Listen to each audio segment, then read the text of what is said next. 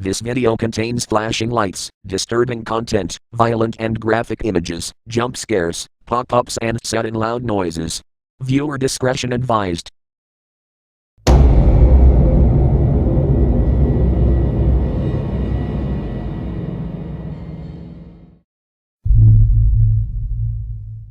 Darkness Within. In classic Lovecraft fashion, the game begins in an insane asylum with your character looking back to how you got there. From the very beginning of the game, it has a somewhat dreamlike quality. When strange things begin to happen, it's difficult to know if you're witnessing an actual phenomenon or simply in the middle of another hallucination.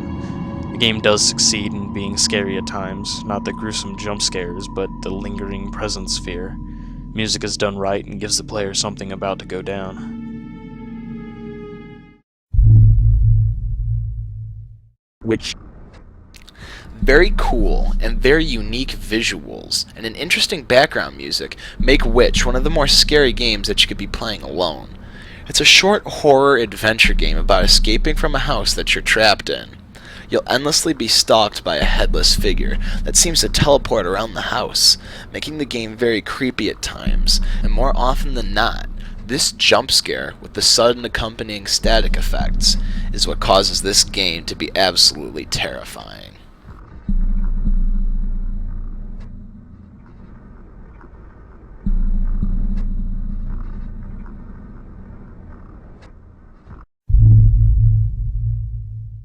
Rise of Nightmares.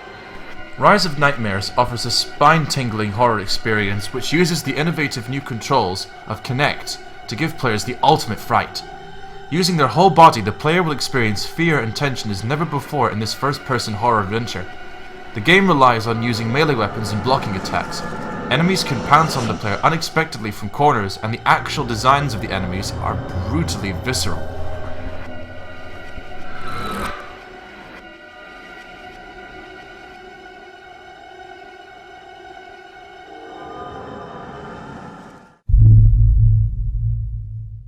Obscure. F.E.A.R may look more like a rundown hospital or a mental asylum than a functioning high school, but it serves its spooky purpose nicely. Moving shadows add eerie possibilities to every corridor, giving you the impression that something's always about to leap from a nearby door or locker.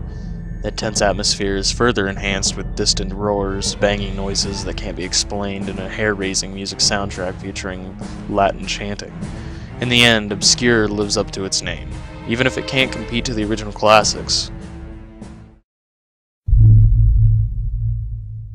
Parasite Eve. Parasite Eve is a horror game that is set out more to stun than scare.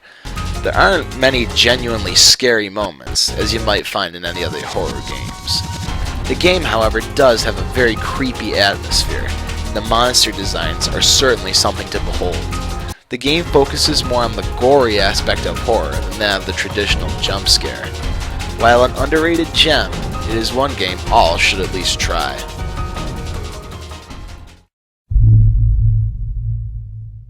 Calling.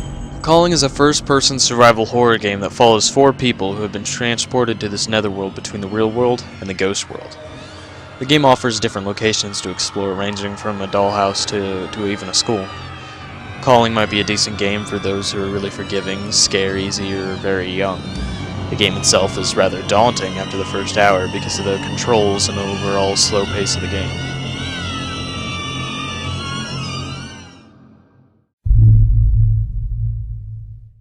Ao-Oni. Ao-Oni plays pretty much like your standard Japanese horror adventure puzzle game, where you gather items, solve puzzles, find clues, and backtrack with keys. Now, what's different about this game, though, is that as you make your way through the mansion, you're constantly being stalked by the giant Ao-Oni, which is Japanese for purple troll. In this simple addition, much like that found in Clock Tower, it makes Ao-Oni one incredibly tense game to play.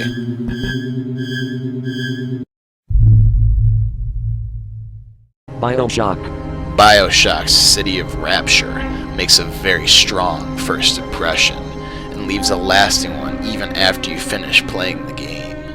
It's a beautiful modern utopia laid low by corruption and decay. You know something terrible can happen at any time. The mess and debris around you suggest that terrible things never stopped happening. While you explore the ruins of this decadent city, you constantly hear the eerie audio combination of obviously optimistic music and bangs and ramblings of deranged citizens in the vicinity. The often decayed interiors and scenes of murder and violence will haunt you as you begin to piece together what really happened in this haunting and dead city.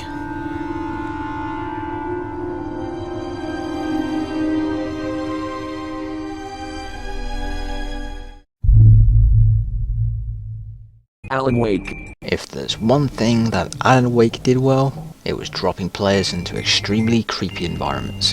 The woods of the Pacific Northwest are scary enough on their own, but add in a blanket of darkness, a smattering of fog, and a plethora of possessed homicidal woodsmen lurking around every corner, and you have a recipe for constant goosebumps. The clever use of shining a flashlight on enemies is a handy mechanic. It's even more unnerving when you find props and other vehicles come to life and start rushing towards the player.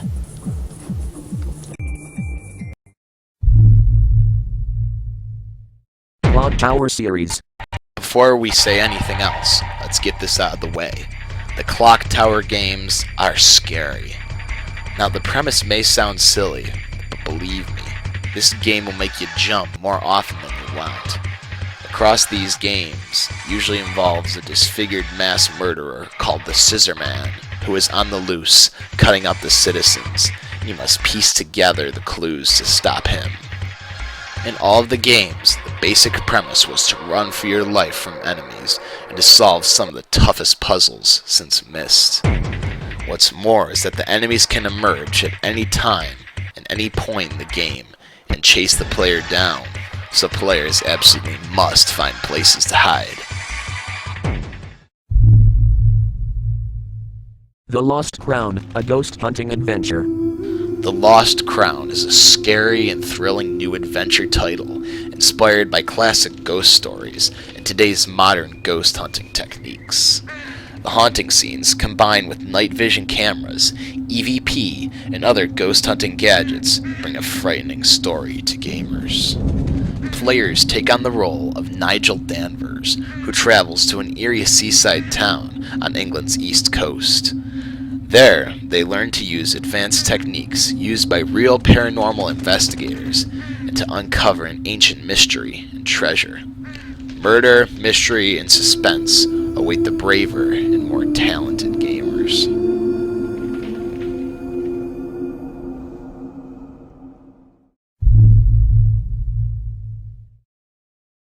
Hide. It's a very simple game with very simple graphics. Basically, the game is all about finding 5 signs scattered across a map while avoiding being found. The more signs the player finds, the more difficult the game becomes. With each discovery of a new location, the pursuing forces will increase in both number and variety.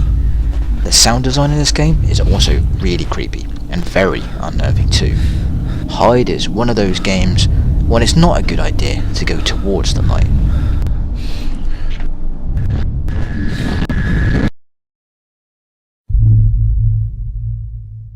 Euthanasia. This is a free indie first-person horror shooter game with 10 full playable levels. You play as an ex-soldier who lost his legs in a taxi accident and then is confined to a wheelchair. You're assigned to a mental hospital after trying to kill yourself, and a compassionate doctor gives you a lethal injection. And after you die, the game begins. For the most part, the game takes place in a rundown hospital. It's atmospheric, dark, and scary. You always feel haunted, like someone is watching you, and you never know what lurks around the next corner. However, despite its sinister setting, there are some negative reception when it comes to the amount of bugs and glitches found in the game. Things such as invisible enemies and weapon pickups can make the game less scary and more annoying.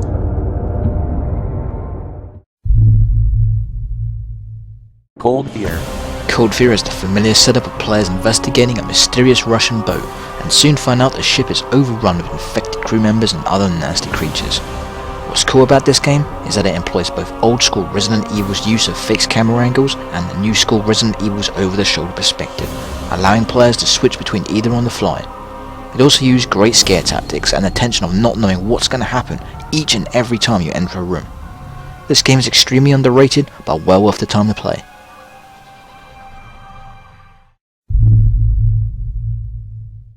Nosferatu, The Wrath of Malachi. The game randomly generates a new map each time you play, and you have to kill vampires and other such demons. With a great atmosphere and some legit scares, and decent action. The game is way too short though, and the visuals are quite outdated, and the randomly generated maps aren't that good. However, there is some fun to be had here, indeed containing a few hours of entertainment.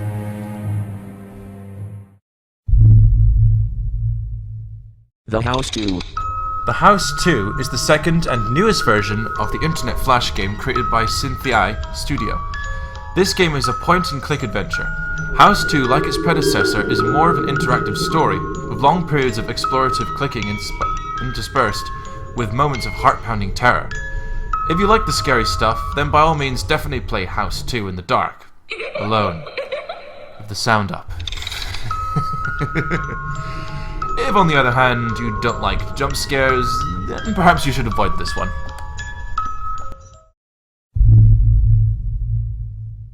Cryostasis. Right from the get-go, Cryostasis flaunts this atmosphere and goes the whole 9 yards to try and scare you. It really does have the settings of survival horror fans are accustomed to. However, it lacks the jump-out-of-your-seat moments that others have in the genre. Cryostasis makes use of atmosphere, dialogue, sound effects, music, and some fantastic lighting to keep you on your toes. The game is very tense and creepy, but not filled with adrenaline. Cryostasis manages to be more of a psychological trip than most games, and it's a fantastic game to play through.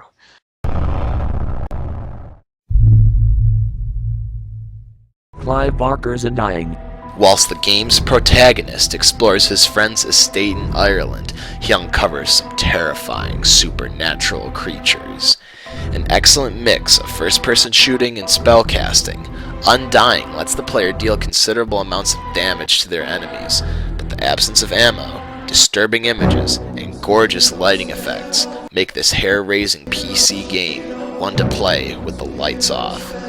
Undying carved out its own little niche on the PC as a true horror game involving gruesome monsters, haunted churches, and of course, cults. Eerie. Eerie ruthlessly drops players into a dark and terrifying sewer complex beneath the town of Michigan during the 1960s. With barely a minute to orient themselves, players find themselves trapped and being hunted with no option but seek escape. Using the Unreal Engine 3, the game's first-person perspective is truly mind-blowing.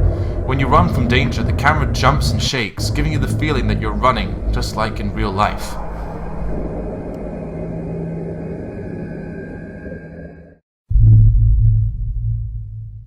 Paranormal.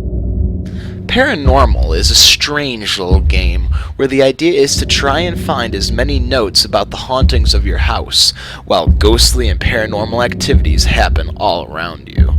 There is a time limit on the number of things you do each day, as your battery life slowly diminishes. The game does have some rather decent graphics and a very good sound design, making you even more immersed in the game. This game is a very unique horror game, and is definitely one to try out if you've never played it before.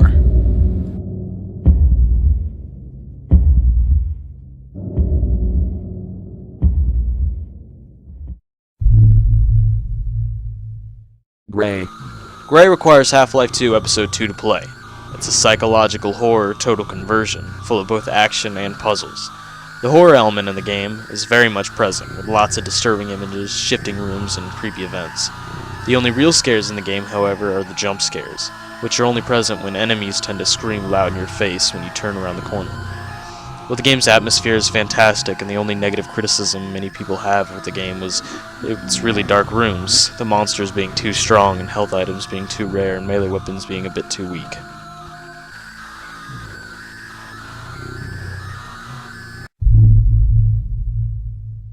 Afraid of Monsters. F.E.A.R Monsters Director's Cut is a free Half-Life 1 mod. You play as David Leatherhoff, who is addicted to a strange drug. Lately, you've started to experience illusions and dark fears. So then you visit Markland Hospital seeking help, but all is not what it seems. The game's atmosphere and sound design is excellent, giving you the impression that something is there when it really isn't. The jump scares, puzzles, and alternate endings make F.E.A.R Monsters a mod that can be played again and again. Hotel 626. Hotel 626 wakes you up in the middle of the night and sends you tumbling down the dark rabbit hole of a haunted hotel. Hotel 626 plays like an interactive movie, but there are actual puzzles involved rather than choosing the path to next reel. Live action really adds something creepy to the game. Unfortunately, the game was removed. However, Hotel 626 held a few scares and fun puzzles if you dared to brave the hallways.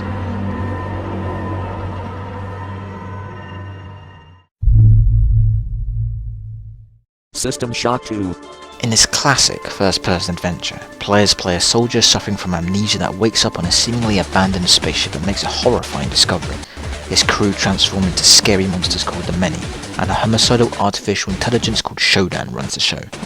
With monsters running all over the place and Shodan feeding them lies or the truth, System Shock 2 creates a wonderful sense of dread. We cannot kill each other without killing ourselves.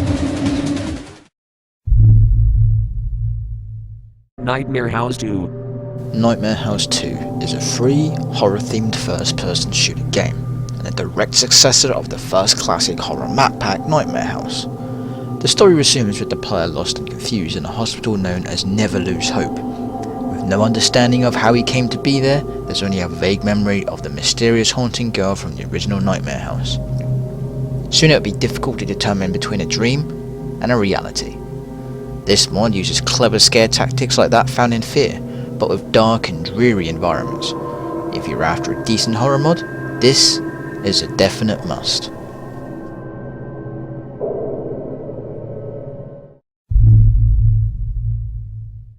Cry of F.E.A.R. Players have already dubbed it as the best horror game mod ever. You play as Simon, the main protagonist, who is plagued with anxiety and depression. The game is set in a city called F.E.A.R's, which is actually Stockholm in Sweden. Simon suffers from mental projection and has to fight the trauma inside his own head. Cry of F.E.A.R is soaked in loneliness, dread, foreboding, guilt, but it has shocking and disturbing, scary and loud moments embedded into it. It has a great atmosphere and a mix of jump scares, with simple unnervingness balanced in as well. You'll jump when something pops out, but feel really tensed out the entire time whenever nothing really happening, because you know something will happen at any given moment. Metro 2033. It's the moments in the game that successfully embrace the survival horror side with some keep the light on stumbling that feels similar to the better parts of Doom 3. That's not to say that this is strictly a monster closet scarefest, though as Metro features quite a few clever puzzles and stealth elements. It's also shockingly tense due to the overbearing darkness of the Metro and the fact that you have limited ammo. Sound is expertly used to convey the sense of overwhelming dread. The tunnels and the subway system provide an eerie echo. You may be all alone, armed with only a few rounds of ammo, and hear the monstrous howls from the approaching dark ones. But due to the echo effect, you may not know where they're coming from. If you play this at night, after everyone has gone to bed, and you don't have a few jump out of your seat moments, you're dead inside, because there are times when this game is genuinely frightening.